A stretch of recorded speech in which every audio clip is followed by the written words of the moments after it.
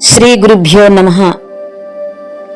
శ్రీ జగద్గురు ఆదిశంకరాచార్యుల వారి విరచితంబైన వివేక చూడామణి స్వేచ్ఛాగేయానువాదము 513వ శ్లోకం నుండి 518వ శ్లోకం వరకు. అద్వితీయంబైనది ఏకాత్మ ఏకైకమైనట్టిది, కర్తృత్వ భోక్తృత్వము మంచి చెడు బుద్ధిలో వికారాలే, మధురము ఏవగింపు బంధము మోక్షము మొదలైనవి పరిపూర్ణ పరమాత్మలో వస్తుతః ఎన్నడూ లేదు లేదు.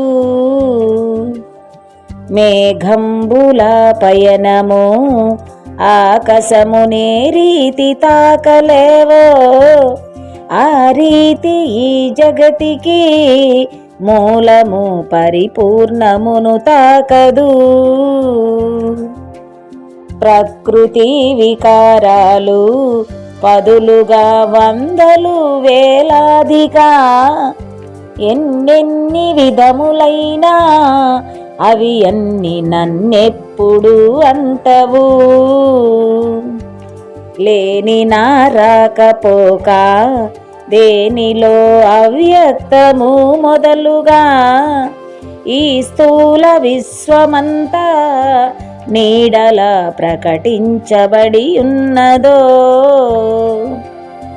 ఆకాశమున కంటెను వేరుగా స్థూల సూక్ష్మములుగాక ఆది అంతములు లేక ఘన మహాద్వైతమై నేనుంటిని. ఆధారాధేయము కాకను అంతటా నిండియున్నా జడచేతనంబులకును వేరుగా నిత్యము చైతన్యము. శూన్యాతి శూన్యమైన విశ్వమునకతీతమై ఉండినా శుద్ధము బుద్ధమైన ఘన మహాద్వైతమై నేనుంటిని. లేని మాయ జగతి ఎందులో కల్పించబడి తెలియునో, ఎందులో మాయమగునో అటువంటి పరిపూర్ణమే నేనుగా. అఖండ వృత్తి కంటే ఎన్నడూ భిన్నము కానిదేదో అటువంటి ఆనందమై ఘన మహాద్వైతమై నేనుంటిని.